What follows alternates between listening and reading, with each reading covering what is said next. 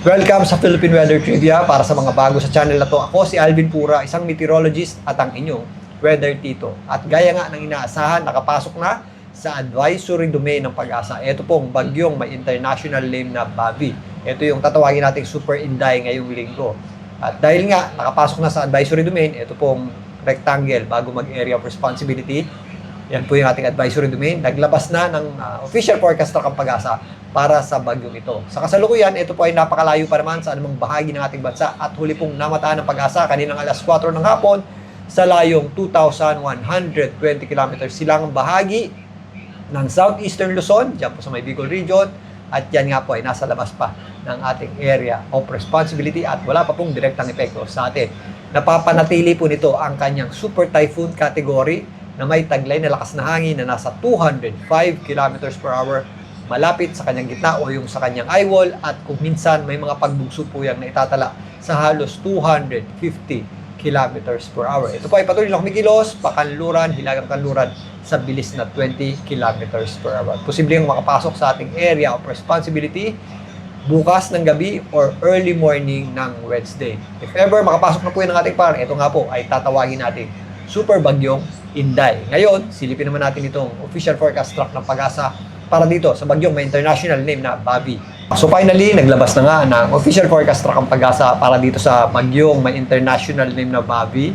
So base nga dito is mapapanatili nito ang kanyang super typhoon category hanggang makalabas ng ating area of responsibility sa darating na Sabado. At yan nga po ay posibleng makapasok sa ating area of responsibility between gabi ng Tuesday or Wednesday ng early morning. At again, yan po ay mabibigyan ng local name na Bavi. Mapapanatili po nito yung pagkilos niyang kanluran, hilagang kanluran, dahil nga doon sa ridge ng high pressure area na tumutulak dito pa ibaba. Pero inaasahan na natin ito na posible po itong kumilos pa hilagang kanluran patungo po dyan sa area ng Taiwan. Sa ngayon, hindi pa natin inaasahan itong maglandfall or tumama sa lupa. Pero again, meron tayong area of uncertainty. So, posible pa po yung bumaba ng konti diyan po sa kanyang center forecast track at maaari din po yung umakyat ng konti. So, mas maganda po kung umakyat po yan. At again, since hindi natin inaasahan tong tumama sa lupa or maglandfall, yung kanyang malalakas na hangin, malapit sa gitna, ay sa ngayon, less likely po natin inaasahang maramdaman sa anumang bahagi po ng ating bansa. Kaya kung nakakapanood kayo ng landfall nito sa isla dyan sa Rota, sa may Guam, ay wag po kayo masyadong mangamba at hindi po natin mararanasan yun dahil yun po ay direct landfall o yung mismong gitna ng bagyo ang tumama. Doon nga po, sa isla ng Rota, doon po sa may Guam kanina. Pero mapapansin nyo, meron ditong kulay pula, yan po yung ating mga malalakas na hangin na nasa typhoon force o tropical storm force winds. Hindi pa rin natin yan inaasahan. For now, sumabit sa anumang bahagi ng ating bansa. Pero itong kulay orange, ito po yung ating at least 39 kilometers per hour. Yan po ay posibleng maramdaman sa ilang bahagi ng extreme northern Luzon, maging dito po sa northern Luzon. Maliban dyan, mararamdaman din po natin ang breezy o yung mga malalakas na hangin at kung minsan may gust din po o yung mga pabugso-bugsong hangin ng habagat o southwest monsoon. Yan po yung ating inflow ng hangin patungo po dito sa bagyo. Sa ngayon, hanggang bukas, wala pa po yung hindi pa po natin yan masyadong mararamdaman. Pero by Wednesday, mag-start na po natin yan maramdaman sa western section ng Mindanao. Puntahan naman natin ang magiging epekto nitong bagyong Bavi at ang paglapit nito sa ating bansa, maging ang epekto ng habagat. So kung mapapansin nyo, itong ating satellite image is napakalayo pa nga nitong bagyong may international name na Bavi sa anumang bahagi ng ating bansa. Ipi-play natin yung kanyang animation para makita nyo yung kanyang pagkilos o yung kanyang pag-ikot. At sa ngayon nga, wala po yang direktang epekto sa ating bansa. Bagamat meron tayong inaasahang bagyo, mananatili pong maaliwalas ang panahon sa malaking bahagi po ng ating bansa. Maliban lang sa mga flare-ups ng mga thunderstorms. Yan, kung may mapapansin kayo mga kaulapan dyan, yan po yung ating mga afternoon showers at thunderstorms. Posible rin po yung magdulot ng malakas na pagulan na may kasamang pabugso-bugsong hangin. Pero hindi po yan nagtatagal. Dahil yan nga po yung mga isolated lamang. At hindi po associated sa habagat at hindi rin po associated dito po sa bagyong si Bavi. By Tuesday, bukas, wala pa rin po tayong nakikitang magiging epekto nito. Mainit pa rin po sa malaking bahagi nating bansa. Pero galing pa rin po natin magdala ng payong dahil sa mga posibleng pagulan nga o thunderstorm sa hapon at gabi. By Wednesday, mainit pa rin po sa malaking bahagi ng ating bansa. Kahit makapasok na sa area of responsibility natin ito pong bagyong Bobby. Pero dito sa western section ng Mindanao, mag-start ng maramdaman o bumalik yung ating habagat o southwest monsoon. Magkakaroon na po tayo dyan ng mga kalat-kalat na pagulan at mga posibleng thunderstorms. So, mas tataas po yung ating chance ng pagulan.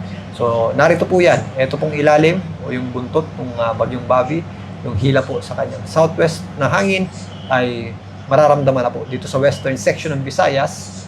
Well, sa western section ng Mindanao as early as Wednesday. Wednesday naman hanggang papasok ng Thursday, madadagdag na rin po yung ating mga posibleng kalat-kalat na pagulan dito po sa western section ng Visayas at western section ng Luzon. Pero minimal pa rin po yan kumpara sa mararamdaman natin sa darating na Friday. By Thursday, meron na nga tayong mga posibleng kalat-kalat na pagulan sa western section ng Visayas, Mindanao, at western section ng Luzon, ang Mimaropa area. At kung mapapansin nyo, ramdam din po natin ang mga kaulapan, tatagos din po yan sa ilang bahagi ng Visayas at posible rin po dyan yung mga thunderstorms. Pero mostly, dito po, nasa kanang bahagi, nasa kaliwang bahagi natin ang mga pagulan dulot ng ating habagat o southwest monsoon. At kung papansin niyo sa Friday, halos buong bansa na po o yung ating kanlurang bahagi ng ating bansa ang makakaranas po ng mga posibleng pagulan na dulot po ng ating habagat o southwest monsoon, lalong-lalo na itong western section ng Luzon, including Metro Manila. May mga kaulapan na rin po tayo sa malaking bahagi po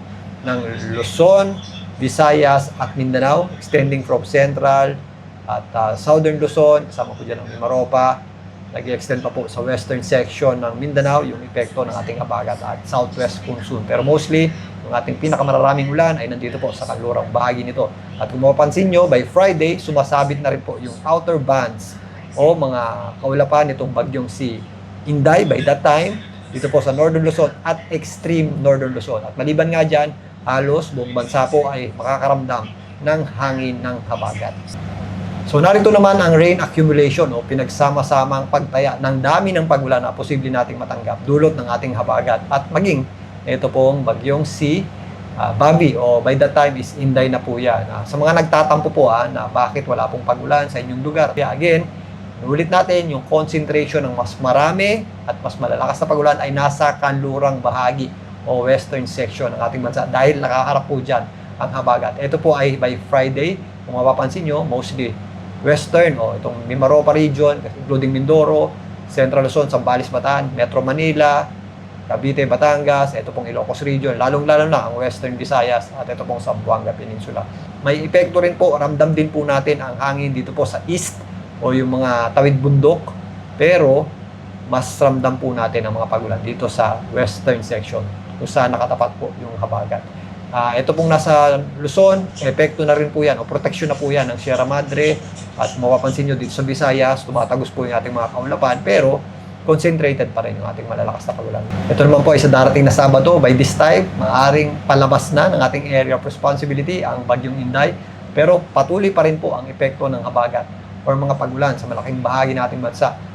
Bicol Region, Calabarzon, western section ng Visayas, Mimaropa, including Metro Manila, Central Luzon, lalong-lalo na ang West at ang Ilocos region. Again, may mga areas po sa Central Luzon at Northern Luzon, yung nandito sa silangang bahagi, na mas kakaunti po yung pagulan. Kaya huwag kayo masyado magtampo kapag hindi kayo masyadong naulanan. Sa ngayon, ganyan po yung ating setup dahil sa epekto nga ng habagat o southwest monsoon. Magpapatuloy po yung ating mga pagulan by Sunday dahil po sa ating habagat o southwest monsoon.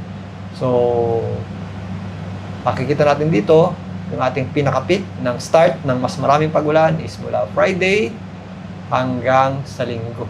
Pero may chance pa pong magpatuloy yung ating mga pagulan sa susunod na Linggo if ever magpatuloy pa yung epekto ng ating habagat o southwest monsoon. Ito po yung accumulated rainfall natin for Friday, Saturday, and Sunday. Again, concentration po niyan is nandito sa western section ng ating bansa.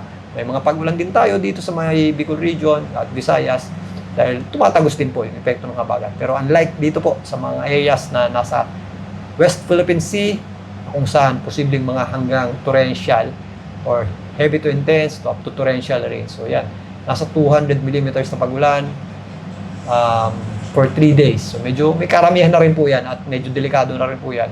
Lalong-lalo na mabababad po tayo sa mga pagulan na dulot ng habagat. So possible po dyan yung mga flash floods and landslides, especially sa mga mabubundok na lugar. Magiging maulan din po sa Metro Manila for 3 days at posible pang magpatuloy sa susunod na linggo dahil sa epekto ng habagat. Paghandaan din po natin yan. So ayun na nga, ayon sa pinakahuling track ng Pag-asa, hindi natin nakikita pang maglandfall o tumama sa lupa. Ito ang bagyong tatawagin natin super bagyong Inday.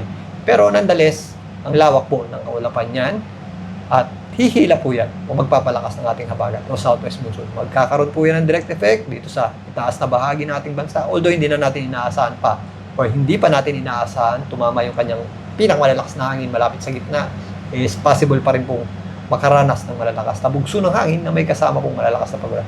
Ito pong extreme northern Luzon at ilang bahagi rin po ng northern Luzon. Samantalang ang habagat naman ay magpapaulan din po sa malaking bahagi ng ating bansa, lalong-lalo na sa kanlurang bahagi nito na may kasama rin pong malalakas na bugso ng hangin. Nararamdaman po natin ang hanging habagat sa malaking bahagi po ng ating bansa. So, pagandaan po natin ang posibleng pagpasok at pagdikit itong bagyong tatawagin natin super bagyong Inday sa mga susunod na araw. Balikan natin yung bukas muli ito pong New Weather Tito para sa Philippine Weather Trivia. Magandang gabi po.